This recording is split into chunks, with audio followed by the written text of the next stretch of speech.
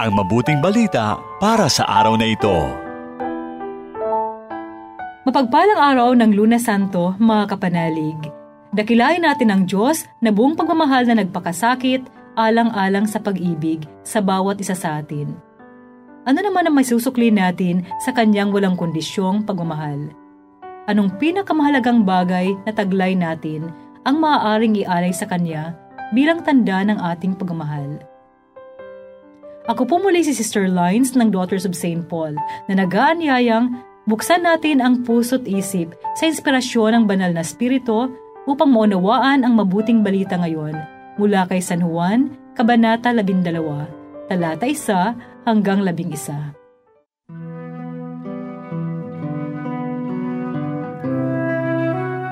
Anim na araw bago magpaskwa, pumunta si Jesus sa Betania na kinaroroonan ni Lazaro na pinabangon ni Jesus mula sa mga patay.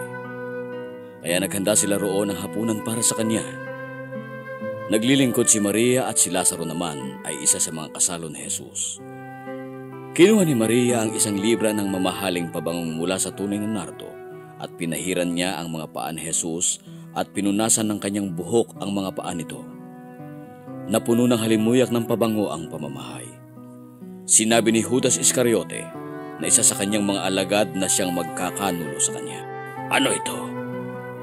May pagbibili sana ang pabangong ito sa halagang 300 denaryo para maibigay sa mga dukha." Sinabi niya ito hindi dahil may malasakit siya sa mga dukha, kundi dahil magnanakaw siya. Hawak niya ang pananalapi at nangungupit doon. Kaya sinabi ni Jesus, "Bayaan mo na siya. Inilaan na niya ito para sa araw ng paglilibing sa akin. Kasama ninyong lagi ang mga dukha, ngunit hindi ninyo ako laging kasama." Marami sa mga Hudyo ang nakaalam na naroon siya. At dumating sila hindi dahil lamang kay Jesus, kundi upang makita nila si Lazaro, sapagkat marami sa mga Hudyo ang lumilisan dahil sa kanya at naniniwala kay Jesus. Magandang araw mga kapanalig. Ito po si Venly Boon na magbabahagi ng pagninilay ngayong araw na ito. Gaano kahalaga si Jesus para sa iyo? Kaya mo bang ibigay sa Kanya ang pinakamahalagang bagay na meron ka? Hinugasan ni Maria ang paa ni Jesus gamit ang pinakamahal na pabango at pinunasan ito ng kanyang buhok. Noong panahong iyon, hindi naglulugay ng buhok sa publiko ang isang irespetadong babae. Subalit hindi inalintana ni Maria kung ano man ang sasabihin ng ibang tao sa kanya. Ang mahalaga, maipakita niya kay Jesus ang kanyang buong pusong pagmamahal at debosyon. Para kay Judas, pag-aaksaya ang ginawa ni Maria. Noong 1996 sa Cambodia, ibinuwis ni Brother Richie Fernando, isang 26 years old na Jesuit seminarian, ang sariling buhay upang iligtas ang kanyang mga estudyante sa pagsabog ng granada sa silid-aralan. Maituturing bang pag-aaksaya ng buhay ang ginawa ni Brother Richie? Manalangin tayo. Panginoon, maunawaan nawa namin na kahit kailan hindi maaaksaya ang buhay, oras o kayamanan kung buong puso itong iniaalay sa paglilingkod sa inyo at sa aming kapwa. Amen. Isa na namang pagpapahayag ng mabuting balita ang iyong napakinggan para sa araw na ito. Makiisa sa aming misyon. Maging tagapagpahayag din ng mabuting balita sa pamamagitan ng pag-like, pag-share o pag-tag ng videong ito. At kung meron kayong mga prayer intentions, reactions o comments sa videong ito, i-message lamang kami sa Paulines Radio PH.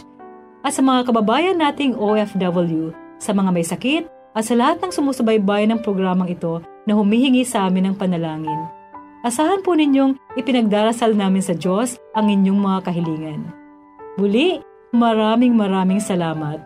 Ako ay Sister Lines ng Daughters of St. Paul na nag-iiwan sa inyo ng mga katagang si Jesus na nakabayubay sa krus, ang tanda ng pinakadakilang pagmamahal ng Diyos Ama sa atin. Sambahin natin siya at pasalamatan sa handog niyang kaligtasan.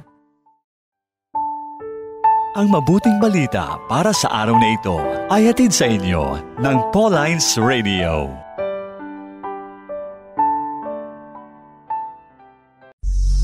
Where is humanity heading? Toward what goal is it aiming? Humanity is like a great river flowing into eternity. Will it be saved? Will it be lost forever? Be a modern apostle and lead others towards heaven. The Daughters of St. Paul are missionary sisters serving the church through the media of social communications. For more information, write or call the Vocation Directress, Daughters of St. Paul, 2650 FB Harrison Street, 1300, Pasay City, with contact numbers 02551-7363 or 02831-1723 or text 0916-3676-605 with email address at vocfsp@paulines.ph.